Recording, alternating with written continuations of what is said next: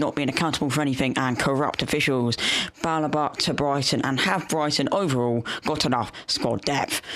Well, I'm going to start off by saying about the referees. So, obviously, we've had things going on with Tottenham where they've been handballing it and getting away with a lot of decisions recently. I think they're just hiring random people to do the referees' jobs because, honestly, it's ridiculous. And why don't they speak out? Why don't they get interviewed? Because managers have to come out and speak about it.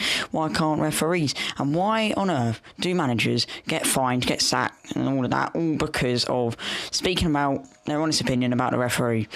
Honestly, I think it's quite shocking how the Premier League do this, and I just genuinely think it's absolutely shocking. And to be honest with you, I think it could be way, way better than this. And with VAR being involved, they don't use it to overturn referee decisions, they use it to protect the referees.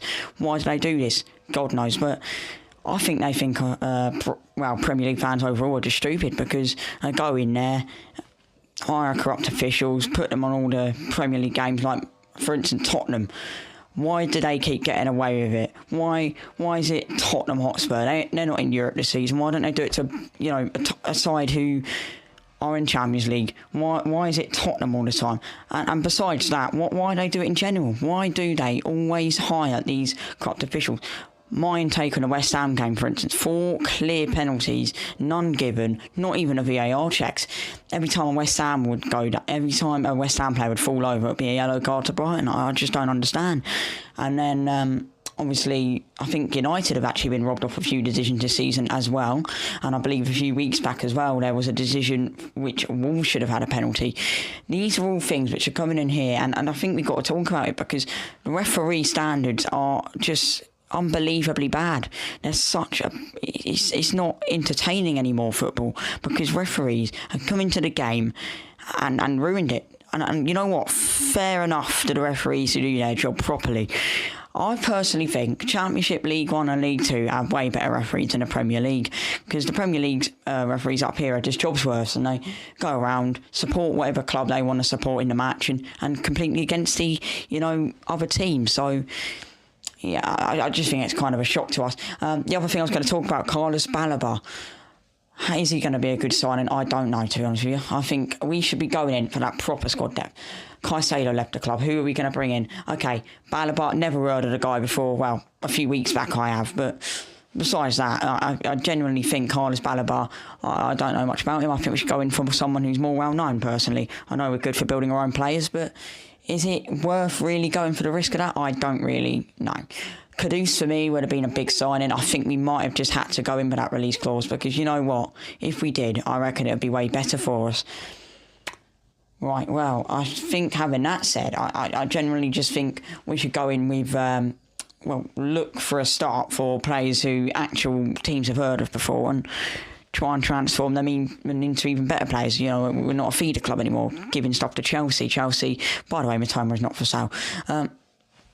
I do genuinely think it is a problem with us bringing in some certain players who we never heard of before, because some of them aren't good. Neil Maupay, take him for instance. He weren't the greatest at Brighton. He isn't the greatest at Everton. He came through us. Why can't we bring someone in who's more popular? Try and do different things. I absolutely back Tony Bloom. I absolutely back Roberto De Zerbi, but we've got to be careful this season, because Europa League is a massive distraction. And in my opinion, we could get way better players than what we have got in that midfield right now. And defensively as well. That defence was absolutely shocking against West Ham. Too far up the field. And they just leave it more open. And it's just shocking watching us defend that way. It's honestly really, really, really bad. Is this stream on private? Is this stream actually? It's not. Never mind that. But people who are watching this back, please, I guarantee you, Brighton won't make any big signings in the next, this year. If we stay in Europe, though, for next season, I think that's when we really got to push it up.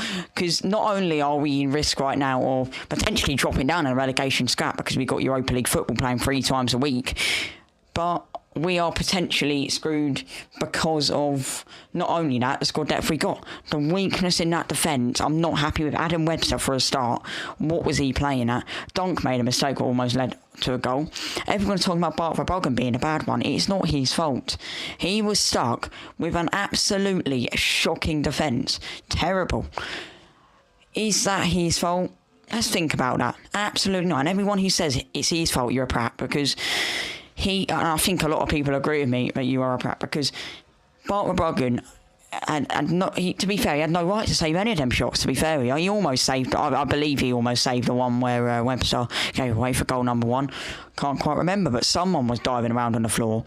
And I can guarantee you, if the defence, defending properly, he would have had a good game. It's his debut. He let in 3 goals. Arguably, well, in fact, it was down to the defence. The opponents went through and goal 3 times. They scored 3 times. Fair play to them. How are we going to stop this from happening? Well, for a start, we've got to play with a lower defensive line. Maybe not so high press, because with the defensive line always in the opposition's half, how are we expecting to get back? You know what I mean? We aren't the fastest defenders, are we? I mean, we've got Lewis Dunk. He's a bloody good defender, don't get me wrong, but he is not as quick as someone who should be pressing a high line, if you know what I mean. Igor Julio, he's the sort of player I want to see play.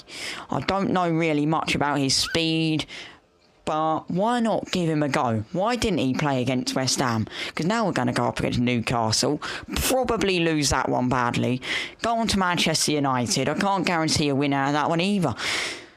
I don't know where to go with the Albion. I don't know what to say. I think it's appalling that we played the way we did defensively against West Ham United, and you know what? As I say, fair play to them. They beat us.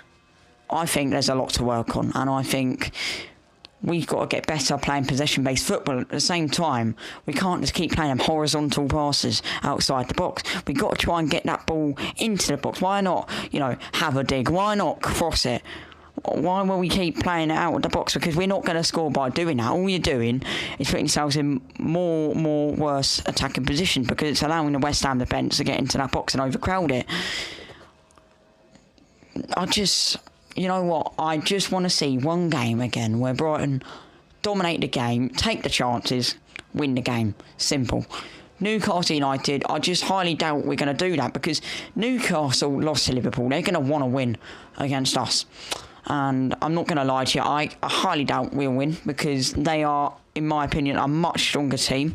They have a very good counter-press, and they attack with pace. And what's that going to do against our defence? That would be absolutely humiliating, going against someone like Joel Linton next week. I'll do a preview in that game probably, and you know what? I am really nervous for that game. I don't think it's going to be an entertaining to watch, for one. And number 2, I think we're going to get outplayed at the Amex. Right, well, I think that's pretty much it for that. What was the other? Squad depth. We've basically spoken about everything today in, 8 minutes? Yeah, so I think we're going to leave it here. But what we were saying is, all I'm trying to say is we should try and up our game a little bit, have a few more shots on goal, be confident, because we're not a confident football club anymore. The other day, when we played Wolves and when we played Luton, brilliant, absolutely flattered them. Brilliant shots and distance, brilliant shots from inside the box. The only player I'd say I'm not keen on at the minute is Danny Welbeck, because he just isn't confident at all. He don't shoot. I think he's had like 1 shot in the season, maybe 2, but when he goes through and goal, he takes it to the left, and then it allows all the defenders to get in the box and overcrowd him, and it just puts him in a ridiculous situation where he ain't going to score. And I think he should have tried a lot more, because he's got a decent strike on him. But yeah, no, that's pretty much it really. Referees are corrupt. They do not hold accountable for anything, which allows PGMOL, whatever their bloody names are, idiots, who it allows them to go on there and charge managers for speaking about the referees, which I think is an absolute joke. So yeah, that's pretty much all I really want to say. 4 clear penalty decisions, not even acknowledged by the referee in the West Ham game, and Tottenham Hotspur keep getting away with things as well. Anyway, I think that, yeah, I'll leave it there, and I think people will do another transfer news video or something like that soon. Probably not today. We'll probably do it another day though. Appreciate you guys coming along, and I will see you all in the next one. I don't know why I'm using Streamlabs today, because I cannot see chat unless there's literally no one in there. Anyway, appreciate you guys coming along, and I'll see you all in the next one.